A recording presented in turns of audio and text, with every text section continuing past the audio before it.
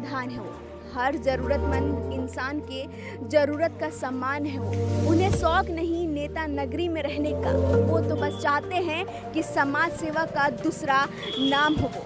नमस्कार, मैं हूं खुशबू सिंह और आप हमें देख रहे हैं इस वक्त UNN पे। वैसे तो हमने कई अभिनेता और कई नेता का इंटरव्यू किया है और इस वक्त भी हम किसी राजनेता का इंटरव्यू करने नहीं जा रहे हैं, बल्कि एक ऐसे इंसान से मिलने जा रहे हैं जिनके घर आप रात को 12 बजे पहुंचे या सुबह के 3 बजे आप कभी निराश के साथ वापस नहीं जाएंगे। ये एक ऐसे समाज सेवक हैं जिनके मुरीद तो खुद सोनू सूद भी हैं। अभी हाल ही में उनके ट्वीट को उन्होंने रीट्वीट करके समस्या का समाधान भी कर दिया। तो आइए उनसे चलते हैं मिलने, क्योंकि इस वक्त है हम लोग डिस्ट्रिक्ट प्रतापगढ़ में और उनके गांव जा रहे हैं। उनका गांव का नाम है पर्वतपुर। तो आइए आपके साथ चलते हैं। तो आइए चलते हैं।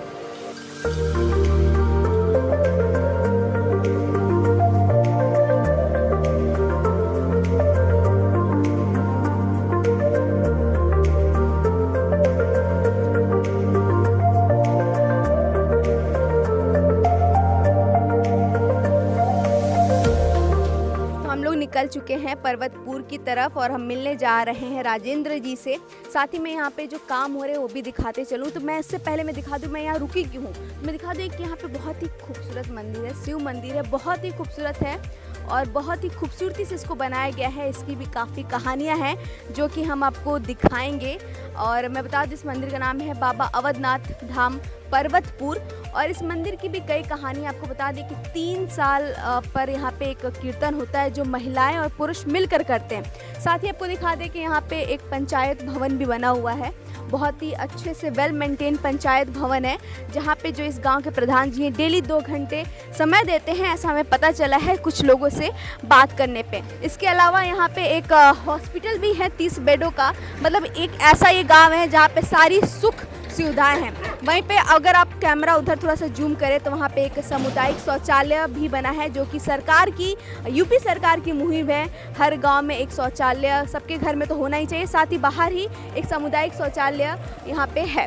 साथ ही आप देख रहे हैं यहाँ पे रोड का भी काम चल रहा है। तो जिस तरह से गाँव का प्रोग्रेस है और जिस तरह से इस गाँव में काम चल रहा है, इससे मेरी और एक्साइटमेंट बढ़ जा रही है जिनसे हम मिलने जा रहे हैं। तो चलिए चलते हैं और उनसे मिलते हैं और देखते हैं कि और उन्होंने क्या काम किया है और क्या काम करने को वो सोच रहे हैं। तो चलिए हमारे साथ।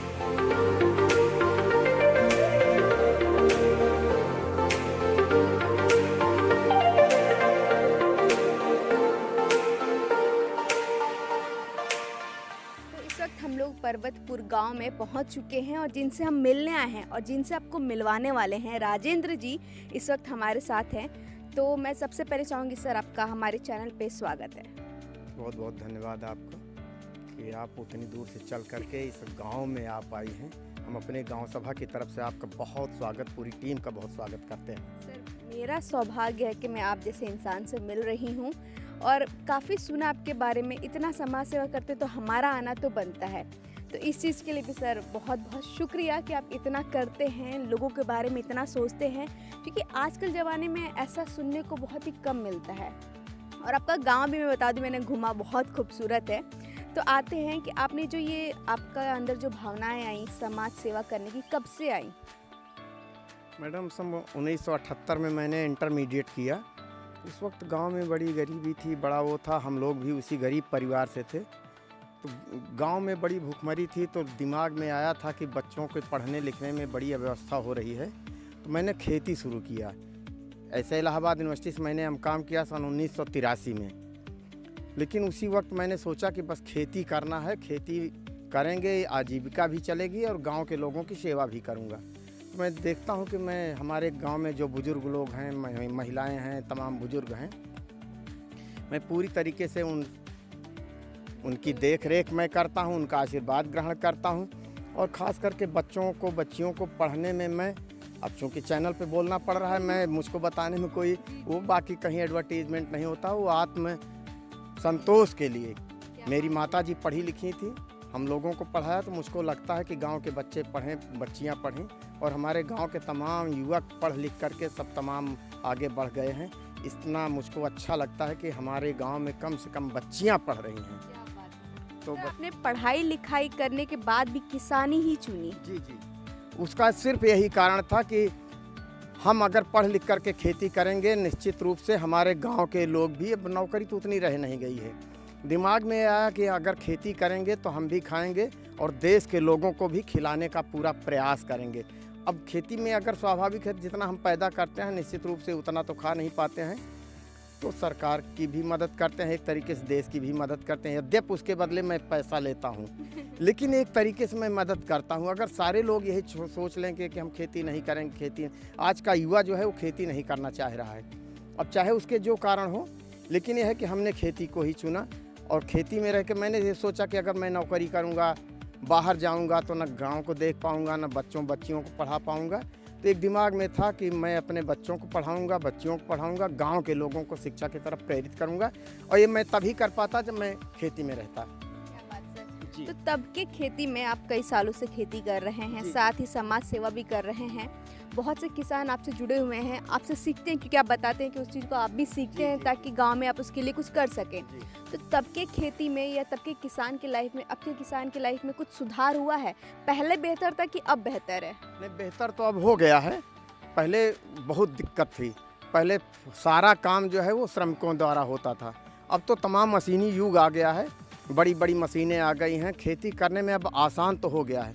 लेकिन इन दिनों मैं देख रहा हूँ कि थोड़ा सा आर्थिक रूप से कुछ दिक्कतें आ रही हैं, कभी गवर्नमेंट की तरफ से, कभी प्रकृति की तरफ से। यद्यप खेती तो प्रकृति आधारित काम है, तो प्रकृति की अगर कृपा बनी रहती है तो हम लोगों को यथोचित मूल्य मिल जाता है, और प्रकृति का अगर सहयोग नहीं रहता है तो उसमें काफ़ी नुकसान हो जाता है। अब तो भारत सरकार की और उत्तर प्रदेश सरकार की तमाम योजनाएं आई हैं, फसल बीमा भी हो रहा है, तो अब खेती में कुछ बेहतर उम्मीद जगी है। अब आने वाले दिनों में पूरी उम्मीद है कि हम लोगों ने जो तपस्या किया है उसका लाभ अब मुझको मिलने वाला है। अरे वाह, क्या बात है सर। और मैं बता दूं कि जहाँ पे हम लोग हैं, यहाँ के आसपास के जितने भी एरिया हैं वहाँ पे ज़्यादातर मशहूर है आलू और मटर की खेतियाँ, तो उसमें बढ़ोतरी हुई है कि नहीं हुई है? नहीं, आलू मटर की खेती में काफ़ी बढ़ोतरी हुई है। युवा वर्ग जो है वो खेती की तरफ पूरी तरीके से हमारे इस इलाके में मुखातिब हुआ है। लेकिन अब धीरे धीरे थोड़ा सा यही आवारा पशु की बदौलत मटर की खेती कुछ कम होने लगी है, वरना आज के 4-5 साल पहले तक तो गोरखपुर और अगल बगल देवरिया, फैजाबाद के लोग हमारे गांव में आकर के मटर की फली ले जाते थे। जो रेट प्रतापगढ़ की मंडी में बिकता था वही रेट शाम को यहाँ खरीद लेते थे, तो बड़ी खुशनसीबी थी गांव में। लेकिन थोड़ा सा आवारा पशुओं की बदौलत ये दिक्कतें आ रही हैं और नीलगाय का प्रकोप बहुत हो गया है, तो अब मटर की खेती में धीरे धीरे ह्रास हो रहा है। सरकार कुछ नहीं कर रही है नीलगायों के लिए? हाँ, नीलगायों के लिए आवाज़ तो बहुत उठती है, लेकिन अभी उसका प्रभावी कदम कुछ हो नहीं पाया। हमको धरातल पे दिखाई नहीं दे रहा कि नीलगाय के रोकथाम के लिए या आवारा पशुओं के लिए आप उसके लिए कुछ समाधान क्यों नहीं सोचते? अब समाधान तो हम लोग बहुत सोचते हैं, लेकिन अब हम लोग खेती किसानी वाले व्यक्ति हैं, बहुत कुछ कर नहीं पाते हैं। कहीं दवा का छिड़काव करते हैं, कहीं फसलों पे गोबर का छिड़काव करते हैं और कटीला तार लगाते हैं, तो उससे हमारे आवारा पशुओं की, हमारी गाय जो है, हमारी गाय, हमारी बछड़ियाँ, हमारे बछड़े, ये सब जख्मी हो जाते हैं। तो इस नाते हम तो अपील करते हैं कि कटीले तार न लगाया जाए, थोड़ा नुकसान हो जाए। अब लोग रजाई में सोते हैं तो हम लोग गेहूँ की खेती में रखवाली करते रहते हैं, लेकिन उसमें भी आनंद रहता है कि हमारी गाय हैं, हमारे इससे भारत की संस्कृति है, भारत की धरोहर है, हमारी गाय हमारी माता है, तो उनके वंशजों की सुरक्षा करना भी हमारा दायित्व है। क्या बात है सर। एक और बहुत ही अच्छा काम किया जिसकी तारीफ़ मैं भी करती हूँ कि आप कुछ नहीं तो 20 से ज़्यादा लड़कियों को आप पढ़ाई का पूरा भार अपने ऊपर उठा रखे हैं, जो आजकल बहुत ही कम सुनने को मिलता है। ये काम करते भी तो एनजीओ या फिर जो सरकार से बने रहते हैं, आप सरकार से भी नहीं जुड़े हुए हैं, जो भी कर रहे हैं खुद के दम पे कर रहे हैं, तो ये आपने कब सोचा कि मुझे ये करना चाहिए? देखिए, हमारे अब इस बार मैंने, इसके पहले हमारी माताजी प्रधान रही हैं, तो माताजी पढ़ी लिखी थी, मैंने पहले शुरू में बताया। उन्हीं का आशीर्वाद है कि हम लोग भी पढ़ लिए। 3 भाई हैं, हम इलाहाबाद यूनिवर्सिटी के प्रोडक्ट हैं, तीनों पोस्ट ग्रेजुएट हैं। हमारी बेटियां, हमारी बच्चियां सब पढ़ लिख रही हैं, ईश्वर की दया से आप लोगों का आशीर्वाद है कि वो सब नौकरी चाकरी में जा रही हैं। हमने सोचा कि अगर हमारे गांव की बच्चियां पढ़ेंगी तो गांव का नाम रोशन होगा, जहां जाएंगी वहां भी खुशहाल ज़िंदगी जिएंगी, उस परिवार की भी बढ़ोतरी होगी। और मैं देख रहा हूं कि बच्चियों का पढ़ने में काफ़ी रुझान है। अगर बच्चियां हमारी हवाई जहाज़ चला रही हैं, सीमा पे बंदूक लेके खड़ी हुई हैं, तो पढ़ लिख करके निश्चित रूप से हमारे देश की प्रगति में उनका योगदान होगा। इसके नाते मैंने सोचा कि बच्चियों की प्राथमिकता दी जाए, बच्चियों की पढ़ाई के लिए। क्या बात है सर, ये बहुत ही अच्छा सोच है और मैं इस चीज़ की सच में तारीफ़ करूँगी, क्योंकि होता है ना कि गांव में ज़्यादातर हमें देखने को मिलता है कि जो लड़के हैं उनको ज़्यादा आगे भेजने की लोग कोशिश करते हैं, लड़कियों के बारे में नहीं सोचते। वहाँ पे आप ज़्यादातर लड़कियों को तो वो, क्योंकि आपने बताया कि आप प्रधान भी हैं इस गांव के, आपकी माताजी भी रही हैं, तो क्या जो बच्चियाँ हैं वो आपके क्षेत्र की हैं कि बाकी क्षेत्र से भी हैं? देखिए मैक्सिमम तो हमारे गांव से हैं। अब मैं ये सोचता हूं कि अगर हर लोग अपने परिवार को, अपने गांव को थोड़ा सा आगे बढ़ा लें तो निश्चित रूप से इसी तरीके से समाज आगे बढ़ता चला जाएगा। उसमें 20 की संख्या जो मैंने इस बार बीए में एडमिशन करवाया बच्चियों का, उसमें 2-3 बच्चियां बाहर के गांव की हैं जो ज़रूरतमंद थीं, वास्तव में उनका चयन किया गया, लेकिन बाकी हमारे गांव से हैं। तो मेरी मान्यता ये है कि अगर हम एक गांव के हैं जिम्मेदार व्यक्ति, अपने गांव की देख रेख कर लें और इसी तरीके से हर व्यक्ति सोचे कि अपने अपने गांव की देख कर लेंगे तो पूरा उत्तर प्रदेश, पूरा भारत देख रेख में आ जाएगा। क्या बात है। जी। वैसे तो मैं बता दूं कि एक और वजह है इस गांव की, एक और खासियत है और सर की भी एक और खासियत है, और वो है जिसके बारे में सर ने मुझे कुछ देर पहले ही बताया। अगर कुछ महीने पहले बताते तो शायद मैं उस चीज़ की हिस्सा रहती। सर आप समझ गए होंगे मैं किस चीज़ की बात कर रही हूँ। मैं रामायण की बात कर रही हूँ, जो मुझे लगा था कि सुन के आश्चर्य हुआ था कि पूरे जो भी, सिर्फ आपका गांव नहीं, जो आसपास के गांव हैं सब मिल के रामायण करते हैं, अभिनय करते हैं। और मैं बता दूं कि सर भी रुचि रखते हैं, पहले ये भी राम के किरदार में काफ़ी साल काम किए हैं, अब थोड़ा सा रिटायरमेंट ले ली है और जो नए वर्ग आए हैं वो शुरू हो गए। तो इसके बारे में थोड़ा बताइए कि इतना अच्छा होता है, एक फेस्टिवल है, पूरे सब लोग आते हैं, फिर भी इसकी चर्चा उतनी आप लोग नहीं करते हैं, प्रमोशन नहीं करते हैं, इसकी कोई वजह? जी जी, एक्चुअली रामलीला हमारे बुजुर्गों ने लगाई थी हमारे गांव में, और उसका एक कारण था कि अपने आनंद के लिए हम लोग रामलीला चलाते हैं, स्वांतः सुखाय के लिए, कि हमारे गांव की बच्चियां, जब चलचित्र नहीं था, मोबाइल नहीं था, तब हमारे बुजुर्गों ने सोचा था कि हमारे गांव की महिलाओं को कुछ ऐसा किया जाए कि उनका मनोरंजन भी हो और उनको शिक्षा भी मिले। राम के चरित्र से, भरत के चरित्र से, माता कौशल्या के चरित्र से, जानकी मैया की उनका जो किरदार है उनके चरित्र से हमारी बहुओं को, हमारी बेटियों को एक शिक्षा मिलेगी। हम भाई के प्रति कैसे स्नेह रखें, हम पिता के प्रति अपना दायित्व कैसे निर्वहन करें, इसी को सोच करके हमारे बुजुर्गों ने रामलीला लगाई थी। सन 78 में मैंने इंटरमीडिएट किया था, तो उस वक्त मैंने राम का पाठ किया था। हमारे छोटे भाई अखिलेश जी हैं और लक्ष्मण का पाठ किए थे। रामलीला उसके पहले से चल रही है, रामलीला उसके पहले से चल रही है। हमारे गांव में रामलीला सन 67 से चल रही है, लेकिन 78 में हमारी जो है एंट्री हुई रामलीला में। तो काफ़ी दिनों मैंने राम का पाठ किया, हमारे छोटे भाई लक्ष्मण का पाठ किए। अब धीरे धीरे और हमारे पाठ बदलते गए, लेकिन इन दिनों में रामलीला के सेवकों में हूँ। महामंत्री का मैं दायित्व निर्वहन करता हूँ, सारी देख रेख करता हूँ। बहुत खेती किसानी में होने के नाते मैं पूजा पाठ नहीं करता हूँ, समय ही नहीं लगता है। लेकिन मैं उस एक हफ्ता जो हमारे यहाँ 10 दिन का कार्यक्रम होता है, उस 10 दिन को मैं ये मानता हूँ कि मैं पूजा कर रहा हूँ, मैं ईश्वर की आराधना कर रहा हूँ। मेरा भाव यही रहता है। हमारे गांव की जो बच्चियां दूर दराज में ब्याही हैं, हमारे तमाम रिश्तेदार रायबरेली, उन्नाव, फतेहपुर, यहाँ से उसी समय पर आते हैं। हमारे गांव के तमाम नौजवान जो पढ़े लिखे हैं, नौजवान बाहर रहते हैं, लेकिन इस दशहरे के टाइम पर अपनी रामलीला का संचालन सुचारू रूप से हो, इसके नाते आते हैं। और गांव के लोग, कहीं से चंदा नहीं लगता है, गांव के लोग उसको एक तरीके से सहयोग राशि पुरस्कार के रूप में, पिरा तीन गांव सभा, पर्वतपुर, बरिस्ता और बालापुर, 3 गांव सभा का उसमें पूरे तरीके से योगदान रहता है। 3 गांव सभाओं के लोग, और कहीं किराए पे कुछ नहीं आता है। सारे गांव के पढ़े लिखे तमाम उसमें शिक्षक हैं, इंटर कॉलेज के शिक्षक हैं, कुछ इंजीनियर हैं, कुछ बिरला ग्रुप में सब सर्विस करने वाले हैं। और इसी तरीके से रामलीला हमारी चल रही है। मैं ईश्वर से प्रार्थना करता हूं कि हमारी रामलीला निर्बाध गति से चलती रहे। सौमनस्यता हमारे गांव में रामलीला की बदौलत आ जाती है। हो गया होगा इस रामलीला को? सन 67 से चल रही है, अब आप समझ लीजिए।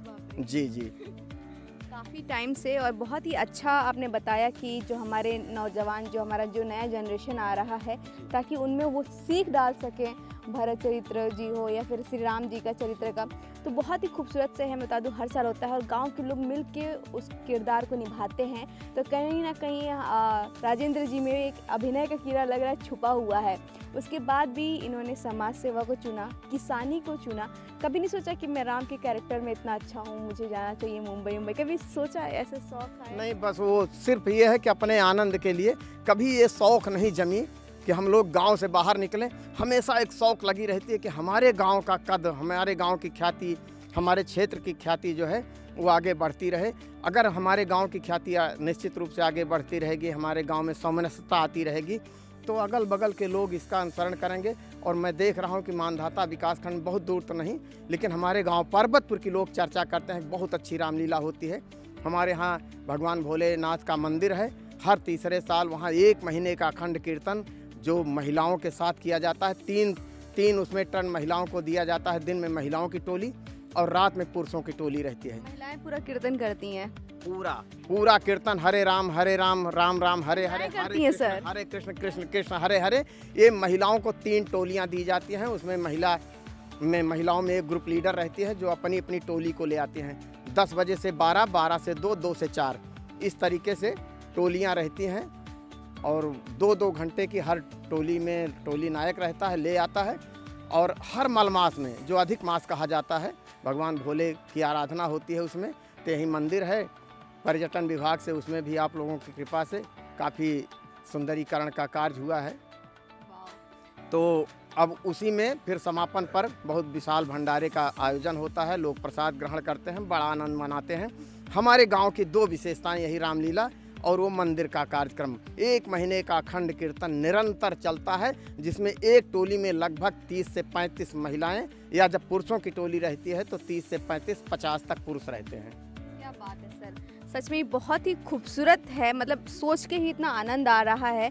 तो मैं चाहूँगी कि इसका भी हम कभी गवाह बने और ज़रूर आएँ पर्वतपुर में और इस चीज़ को हम देखें, क्योंकि जितना मैं गांव सुंदर है उतना ही यहाँ के लोग जिस तरह से पार्ट ले रहे हैं। जैसे आप बता रहे हैं कि रामलीला हम लोग करते हैं 10 दिन, उसको उत्सव की तरह मनाते हैं। फिर यहाँ की महिलाएं श्री राम का गुण गाती हैं, कीर्तन करती हैं, जो कि मुझे नहीं लगता कि किसी गांव में मैंने सुना है, या मैंने तो देखने की तो बात ही अलग है, क्योंकि शहर में ज़्यादातर ऐसा देखने को नहीं मिलता है। ज़्यादातर जेंट्स ही आते हैं जो अठजाम बोला जाता है प्रॉपर करते हैं। इसके अलावा आपने बताया बच्चियों का भी आपने किया, ये भी है। अभी आगे आपका क्या गोल है और कुछ ऐसा लक्ष्य है जिसको आप पूरा करना चाहते हैं? जी, मैं चाहता हूं कि हमारे गांव से प्रशासनिक सेवा में हमारी बच्चियां, हमारे बच्चे जाएं, उसे में निरंतर हमारा दिमाग लगा रहता है। और जिस दिन ऐसा सौभाग्य हो जाएगा, मैं अपना जीवन धन्य मान लूँगा कि हमारे गाँव में कोई प्रशासनिक सेवा में अच्छे पद पर आपके घर से ही शायद अब वो अब बच्ची तैयारी कर रही है। अभी हमारी एक बेटी लोअर PCS में हुई है और वो प्रॉपर की तैयारी में है। भांजा हमारा बचपन में यहीं रहता था। तमाम बच्चियां हमारी तैयारी कर रही हैं गांव से। बहुत अच्छा लगता है कि हमारी बच्चियां निकल करके किसी प्रशासनिक सेवा में जाएं, और जिस दिन कोई रिजल्ट आ जाएगा निश्चित रूप से हम अपने को बड़ा सौभाग्यशाली मानेंगे कि हमारे गाँव का नाम हमारी बच्चियों ने रोशन किया है। सच में काफ़ी अच्छा लगा कि आप होता है ना, प्राथमिकता लड़कियों को देना चाहते हैं। आप चाहते हैं कि प्रशासन में उनका भी योगदान रहे, खासकर इस गांव से। तो ये आपका बड़ा ही अच्छा पहल है और किसान को लेकर कुछ और नए रणनीति लाने वाले हैं, ताकि जो आपके साथ जो किसान जुड़े हुए हैं, क्योंकि आप प्रधान भी हैं तो गांव को लेकर आपकी जिम्मेदारी है, तो उनको लेकर आपने कुछ सोचा है? क्योंकि अभी आप देख रहे हैं कि उत्तर प्रदेश में क्या किसानों को लेकर एक आंदोलन अलग ही छिड़ा हुआ है। ये सवाल मैं आपसे इसलिए पूछ रही हूँ क्योंकि आप खुद एक किसान हैं। तो जो आंदोलन किसानों में छिड़ा हुआ, क्या उस चीज़ से आप सहमत रखते हैं? देखिए, किसानों की कुछ मांगें तो जायज़ हैं, उसको हम लोग नकार नहीं सकते हैं। और मैं चाहता हूं कि सरकार उसमें बखूबी अपना सोचे किसानों के हित में। क्योंकि हम भी किसान हैं, तो मैं चाहता हूं कि किसानों का जितना से ज़्यादा हित हो सके उतना सरकार किसानों के लिए सोच ले। जिस दिन भारत का किसान सुखी हो जाएगा, उस दिन देश का गौरव बढ़ जाएगा। और जब तक भारत का किसान सुखी नहीं होगा, भारत वैभवशाली नहीं बन सकता है। हमारे पूर्वजों ने यही सपना देखा था कि भारत का किसान सुखी हो, गांव के लोग सुखी हों, गांव की सत्ता जो है वो ऐसे आदमी के पास रहे जो खेती किसानी भी करे, लोगों में जागरूकता भी पैदा करे। तो मैं चाहता हूं कि सारे किसान इस तरीके से जागरूक हो जाएं कि हम भी खाएं, सरकार को भी योगदान करते रहें, भारत की अर्थव्यवस्था में अपना योगदान बढ़ चढ़ करके करें। और मैं देख रहा हूं कि अब लोग तो बताते हैं कि आंकड़ा बहुत पीछे है, लेकिन मैं ये मानता हूं कि आज भी 70% लोग भारत में खेती किसानी पर ही निर्भर हैं।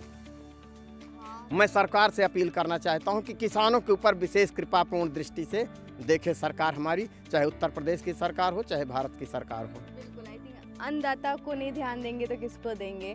और जैसा कि मैं आपसे पूछी कि आप अपने क्षेत्र के किसानों के लिए कुछ कर रहे हैं या करने वाले हैं? जी, जैसे मैं हमेशा हम लोगों के गांव में किसान गोष्ठी होती है, उस किसान गोष्ठी में चर्चाएं होती रहती हैं कि आलू किस तरीके से लगाई जाए, कौन सी प्रजाति की आलू लगाई जाए और कौन सा गेहूं बोया जाए। तो हमेशा किसान की परिचर्चा होती है कि एक दूसरे को देख करके लोग एक दूसरे से एक प्रतियोगिता बिल्कुल बनाए रखते हैं कि हमारे खेत में ज़्यादा उत्पादन हो, हमारी लागत कम आवे। इसी बात की परिचर्चा हमेशा होती है। बहुत अच्छा लगता है ये सब देख करके और निश्चित रूप से मैं चाहूँगा कि हमारे गांव का किसान खुशहाल हो और भारत की अर्थव्यवस्था में हमारा भी गांव अपनी भागीदारी सुनिश्चित करे। क्या बात है सर, जिस तरह से आपकी रणनीति है, जिस तरह से आप इतने सालों से काम कर रहे हैं, मुझे लगता है आप बाकी जगह जहाँ पे हम जाते हैं उससे काफ़ी आगे आप निकल चुके हैं और मैं चाहूँगी आप ऐसे ही रहें। लास्ट में बस इतना कहूँगी, बहुत बहुत धन्यवाद सर मिलने के लिए और वक्त देने के लिए। हमारे जो दर्शक हैं उनसे कुछ कहना चाहेंगे? जी, हमारे सब गांव के सम्मानित लोग आए हुए हैं।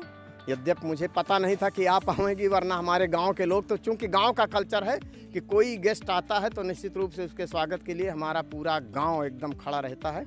अभी हमारे सब पास पड़ोस के संभ्रांत नागरिक आए हुए हैं। आपकी पूरी टीम के लिए मैं हृदय से आभार प्रकट करता हूँ कि आपने अपना टूर ये गाँव में, जहाँ गांव में कोई आना नहीं चाहता है, हमारे गांव में सामुदायिक स्वास्थ्य केंद्र है, राष्ट्रीयकृत बैंक है, शंकर का मंदिर है, सरोवर है, कई विद्यालय हैं और कई मार्केट हैं। इस तरीके से तमाम 1-2 इंटर कॉलेज संस्थागत चल रहे हैं। तो पढ़ाई लिखाई में भी हमारा गांव ठीक ठाक है। सप्लाई का पानी हमारे गांव में है। दूसरी एक पेयजल स्कीम जो सरकार चला रही है जल जीवन मिशन के अंतर्गत, उसके लिए भी ज़मीन दी गई है, तो पानी की भी सप्लाई अब दूसरे तरीके से होगी। वरना तो हमारी माता जी प्रधान थी तो आज के 22 साल पहले हमने पानी की टंकी लगवा लिया था। ये गांव वालों का आशीर्वाद था। बड़ा जी। अच्छा काम किया आपने और सच में आपसे बहुत अच्छा लगा बात करके। और यहाँ पे और भी लोग हैं, मैं चाहूँगी हमारे जो कैमरा पर्सन है प्रशांत जी, उनसे मैं दिखाऊँ। यहाँ पे बहुत से लोग हैं तो इनसे जानते हैं कि क्या ये प्रधान जी के काम से खुश हैं और इतने साल रहकर उनको कैसा लगा और क्या करें। सर आपका नाम सर क्या है? हमारा नाम दयाराम निर्मल है। हम बस ये पड़ोस के हैं। हाँ, हम इनके काम से जितना खुश हैं 100 नहीं, हम 110% खुश हैं। अरे सर हाँ, क्या बात है। इनकी राजनीतिक जो है भविष्य के लिए हमारे पास तो शब्द नहीं है कि शब्द से कहूँ। मतलब आप हाँ, अभी तो ये एकदम। प्रधान है, आगे क्या आप इनको विधायक देखना चाहते हैं? हाँ, यही मेरे मन की बात। हाँ, हम लोग चाहे ये प्रधान संघ के अध्यक्ष भी हैं। जी जी। हाँ, और ये भी चाहते हैं कि आप कोशिश करिए कि आप हमारे क्षेत्र के विधायक बन के आएँ। क्या बात ये हमारा लोग का सौभाग्य होगा। क्या बात है सर। हर सामाजिक काम हर और समाज क्षेत्र के लिए सब अच्छा लगता है। सारे काम अच्छे लगते सारे हैं। काम तो यहाँ पे हम जानते हैं कि प्रधान जी ने बहुत काम किया है, लड़कियों के लिए खासकर वो अच्छा कर रहे हैं। तो आप उनके किस काम से ज़्यादा खुश हैं? हमारा नाम मायाराम निर्मल है। हम प्रधान भैया से खुश हैं। सामाजिक व्यवहार, राजनीतिक व्यवहार, इनके कार्य, मतलब बहुत कार्य, सब पूरे कार्य जो है पूरा हमारा क्षेत्र इनसे खुश है। पूरा मानधाता ब्लॉक जो है हमारा विकास खंड मानधाता लगता है, वो भी खुश हैं। एक चीज़ अच्छा है, इस गांव में किसी के भी मन में वो छल कपट वाली चीज़ें नहीं है। जिस तरह से राजेंद्र जी सब कुछ कर रहे हैं, तो एक बार फिर से मैं राजेंद्र जी को धन्यवाद कहूँगा। और एक और हैं जिनसे मैं पहले भी मिली थी, लेकिन आपका नाम नहीं पूछ पाई थी सर। प्रताप सिंह, देवेंद्र प्रताप सिंह। आप ज़्यादातर प्रधान जी के साथ ही रहते हैं लगता है। मैं व्यापार करता हूँ। अच्छा, क्या करते हैं आप? बिजनेस है हमारा, अच्छा, बिजनेस हार्डवेयर का।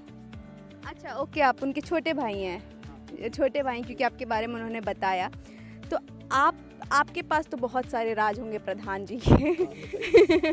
तो आपको मैं पूछती हूँ, प्रधान जी की कौन सी बात आपको नहीं पसंद है? कोई ऐसी बात ही नहीं जो न पसंद आए। ये राम जी के लक्ष्मण है। कुछ भी समझिए, ऐसा कोई कार्य नहीं होता जो लोगों को बुरा लगे।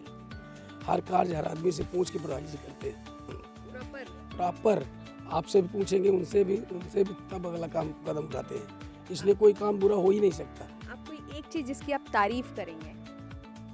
किसी से कोई एक चीज उनकी जो तारीफ जो सबसे अच्छी है? सबसे अच्छी सामाजिक सेवा है उनकी। सामाजिक सेवा है। आप भी जुड़े हुए हैं उनसे? सब जुड़े हैं। मतलब पूरा परिवार मिलके समाज की सेवा में। बस हाँ, हम परिवार की तरफ से फेरी किया हूँ पूरी समाज सेवा के लिए सर। क्या बात है। तो ये राजेंद्र जी का परिवार है जो एकदम से लीन है समाज सेवा में, और 2 सदस्य और हैं हमारे साथ। तो मैं पहले इन्होंने बड़ी अच्छी चाय पिलाई हमें। सर कैसे हैं आप? आपका नाम नहीं बताया। विजय प्रताप सिंह मेरा नाम है। अक्सर अब देखा जाता है ना कि जैसे जनरेशन आगे बढ़ती हैं, पटीदार वाला भेदभाव चीज़ें आ जाती हैं, चीज़ें आती हैं, लेकिन उसके बावजूद भी आप लोग में इतना प्यार है, उसे देखकर सच में मुझे बहुत खुशी हो रही है। मैडम जहाँ तक मेरी जानकारी है 30 वर्ष का हुआ मैं, और मेरी जानकारी के अलावा भैया जो कहते हैं वही घर में होता है, इसके अलावा कुछ होता ही नहीं। अगर कुछ भी शुभ कार्य हो, कोई भी कार्य हो, बिना भैया के अनुमति के कोई कार्य होता नहीं है। हम लोगों के मुखिया जनक जो भी माता पिता सब कुछ वही है। एक तरह से कोई भी काम हम लोगों के यहाँ होता है उसकी सारी मैनेजमेंट की व्यवस्था भैया की रहती है। क्या बात और हम लोग कहीं भी रहें, भैया अगर रात में 12 बजे फ़ोन करते हैं या आदेश कर दें तो हम लोग एक पैर पे खड़े रहते हैं। मेरा पूरा परिवार। क्या बात है सर। मतलब कहते हैं ना कि एक खूबसूरत माल्या जिस तरह होता है ना, वैसे ही राजेंद्र जी ने पूरे परिवार को ऐसे पिरोग रखा है, और उसी तरह उनके लोगों ने पूरे गांव को उस तरह पिरोग रखा है। हमारे साथ एक और शख्स हैं और इनसे भी जानना चाहेंगे प्रधान जी के बारे में। आप कौन हैं उनके?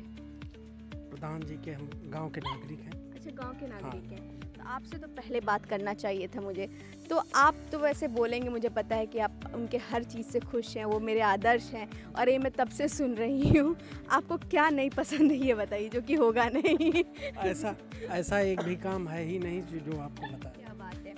वैसे तो इस गांव की खूबसूरती वैसे तो सच में खूबसूरत है, और यहाँ पे आपको हर तरह के लोग मिलेंगे, जॉब करने वाले भी मिलेंगे।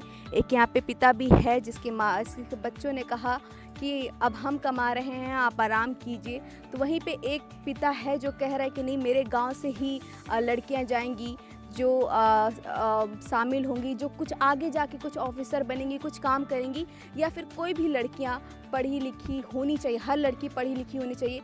अच्छी चीज़ें हैं, बहुत खूबसूरत चीज़ें हैं, और ऐसे ही मज़ेदार और चीज़ें आपको देखने को मिलेगी। आपको बस एक चीज़ करना है, हमसे जुड़े रहना है, और अभी भी आपने हमारा चैनल सब्सक्राइब नहीं किया है तो तुरंत कर लीजिए।